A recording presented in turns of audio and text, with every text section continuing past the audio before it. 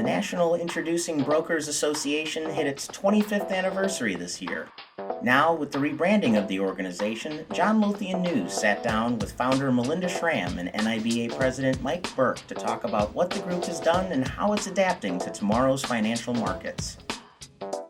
In 1991, it became apparent that introducing brokers had no voice. They were brought into existence by the NFA in 1984, but until 1991, there was really no conference for them, there was no association for them.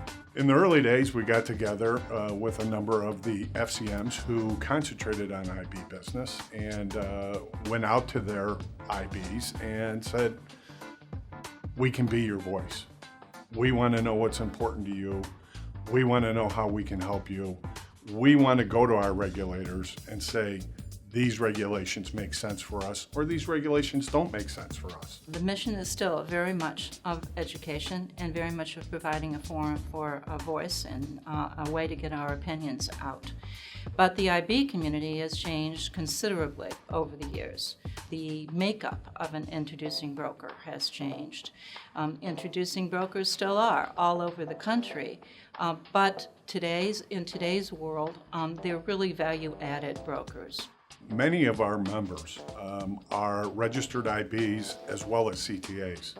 It was a natural progression for us to represent both of those groups. There are not as many CPOs as CTAs. However, it was natural for us to represent them. Certainly, any registrant in any of those areas is an AP. Recently, the CFTC has come up with the SWAPS participant registration. The SWAPS participant, although their business is very similar, is somewhat different to IBs, but the structure is very much the same. And it's a new registration participant who doesn't have a lot of answers and who needs some help to ensure they abide by the regulations, they do what is required of them, and also give them an outlet to talk to other people who are in the business about here's what you need to do and here's how you can do it. Certainly a big negative in our market has been increased regulation. And I'm all for regulation that makes sense and that protects clients, but regulation for the sake of regulation doesn't make a lot of sense.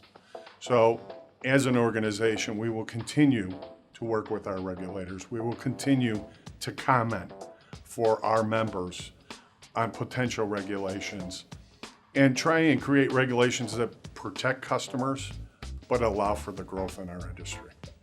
NIBA is shifting slightly to reflect these changes in the market and its membership. The organization is keeping its name, but it is also adding a more inclusive title for derivatives professionals alongside it. The NIBA was selected as our name because it stood for National Introducing Brokers Association in 1991.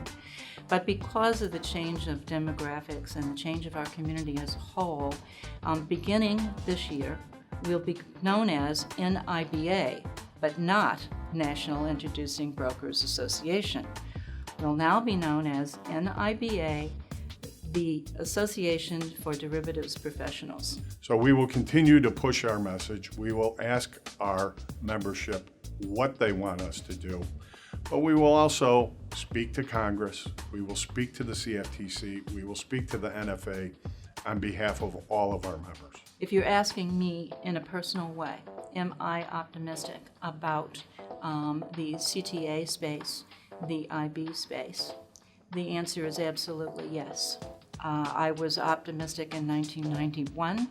I was optimistic in 1995 when they said electronic trading will kill the IB community. I was optimistic and all through MFG and PFG, and I continue to be optimistic. There is a space in our market for introducing brokers. There is a space for commodity trading advisors. I am personally very bullish on the futures markets. It is my opinion that people do business with people, and our members provide a value-added service that As the FCM communities grow, they get bigger and bigger, and they can't necessarily provide the personal touch. And I think that our client base needs the personal touch that an IB and a CTA and a CBO and an AP can give to them.